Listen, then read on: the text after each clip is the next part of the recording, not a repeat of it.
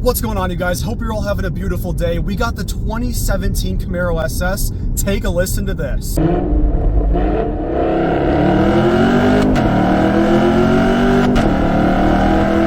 And this is no regular Camaro SS. This is the 50th anniversary Transformers edition. This is the Camaro to have. It is the definition of Bumblebee. Let's start with what this car has to offer in terms of performance. Under the hood is a 6.2 liter naturally aspirated V8, and man, does this thing perform well. And paired with this engine is an 8-speed automatic transmission. I will say, once you get out of a more modern 10-speed, these shifts do feel a little bit slower. But when you're running through those gears, oh my gosh. We got tunnels galore.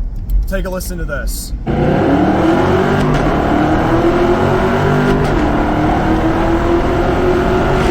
This engine gives you 455 horsepower and 455 pound-feet of torque, and that is plenty. It's the perfect medium between having fun on just straight roads and also being able to use the power on these curvy roads like we're on right now. This will do 0 to 60 in 4.2 seconds and the quarter mile in 12.7 seconds. Considering this car ranges from 30 to 40,000, and that is 2 seconds slower than a McLaren 570, that's quite a deal. This car also weighs about 3,700 pounds, and I will say it manages this weight pretty well. It feels very controllable in the corners, and it doesn't weigh the car down that much. Moving on to the exterior, this is a convertible, and I will say convertibles look absolutely beautiful with the top down, but when it's up, it looks like a condom on the top of the car. And in the front, this is a very, very aggressive look. I do own a Mustang, but I have to admit the front of this car looks far more aggressive than a Mustang.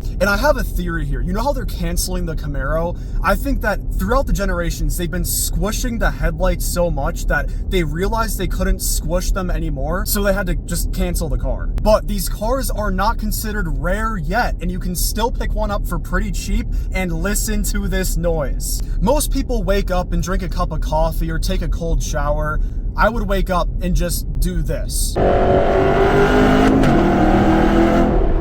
Also in the front, you get two very nice looking hood vents, and yes, they're functional, thank God, and they do work very well. If you drive it for a bit, put your hand over it, you feel the heat coming out of that. Now this car has 245s in the front and 275s in the back, and this thing absolutely grips. You can rip this car in first gear. I'll show you guys right here.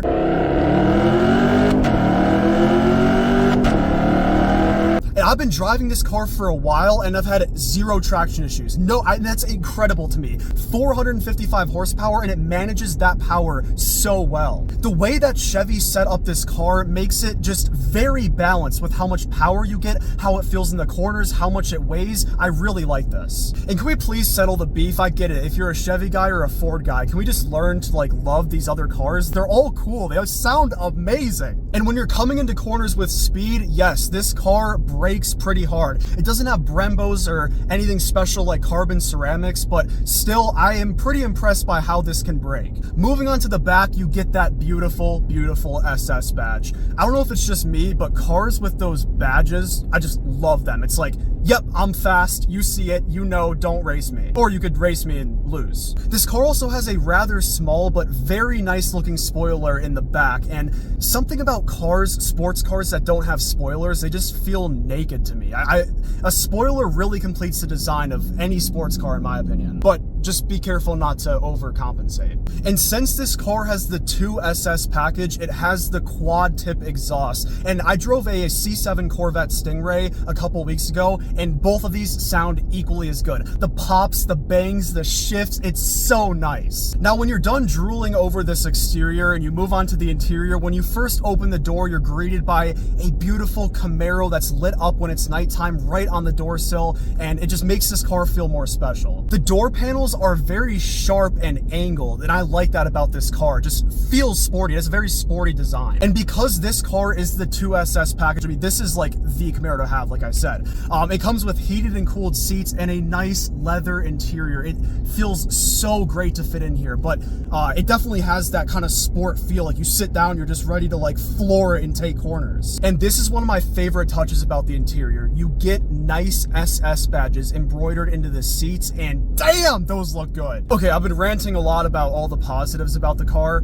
Here's one awful thing. Maybe you've heard about how bad the visibility is inside of these Camaros, and I didn't truly understand how bad that was until I actually got in here. If you ever take a Camaro through a parking garage and try to turn around the corners, you have a 5% chance of running someone over. I'm not every corner I take, I see myself going to jail for manslaughter. Here's a perspective from the driver's seat. On the left side, it's all right, it's still bad. But on the right side, you have like 10% of your visibility or more when you're turning just gone. The mirror perfectly collides with the passenger side pillar. It just takes up way too much space when you're trying to look to the right and take a turn and actually see. And while we're on that point, the windshield is also freaking tiny. It's so small. The only positive I get from that is it helps the exterior design look a lot more cool. And when you're in the seat, it has that sporty look. Like looking out of the windshield, everything just seems like it's a sports car, which is very cool. But I would rather have the visibility than, you know, feel cool, I guess, because visibility is more important. And this car, if you get the automatic, it also has paddle shifters. They're quite small, but they click very nicely, and I love the sound of these, and they're fun to use. Another very unique feature about the Camaro is the air vents. They're these like weird circular things, but they do look pretty cool, and you actually twist them from left to right to make it hotter or cooler. You would think you twist them to turn the air circulation up or down, but no, it's to make it hotter or colder. You do have two choices for choosing your air circulation though. You have buttons in the middle, and you can also in the very middle of those circular air vents twist that and adjust the airflow. I don't know why I called it circulation, but same thing. And in this car you get a heads-up display, which is very cool. Guys, I drove a BMW M6, a 2014, and I am very surprised with, yes, they're different cars, very different cars, and the M6 is much faster, but this thing is kind of up there with it. Even the rear windows, you can see this right now, those are adjustable. Like, what an unnecessary extra feature to have. And when I saw the BMW M6 had that, I was like, wow, like that's extra, but it's in the Camaro too, very surprising to see. And in the interior, you get a Bose sound system, and yes, this thing sounds nice. No need to throw a 12-inch subwoofer in the back.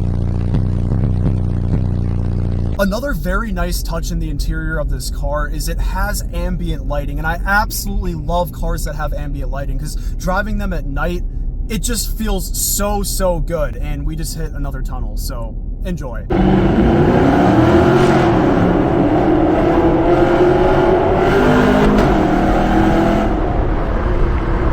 Also, this steering wheel is heated. That's incredible. If you ever live in a cold place, this thing will warm you up on your ass and your hands. Like, perfect. This car, I did not expect this type of, if you want to, I would call it luxury. This type of luxury inside of a car like a Camaro. I mean, this is actually very impressive. Now, to jump onto another negative, the back seats in this car are insanely small. To give you guys a perspective, this is how my driver's seat is allocated, and that's how much a backseat passenger would have for legroom. I would argue that the back seats in this car are worse than a Mustang. Now, here's a positive and a negative that go together in the interior. The trunk space is pretty good. If you do put the convertible down though, that entire trunk space is taken up by the convertible, so that's not an option. But if you have a hard top, don't gotta worry about that. If you keep the soft top up, don't gotta worry about that. But the opening on the trunk is so small. Like, you could fit a huge suitcase in there, but you can't get it in. That's kind of the problem. All right, let's take a moment of silence and let's do a cornering test on this car and see how it performs.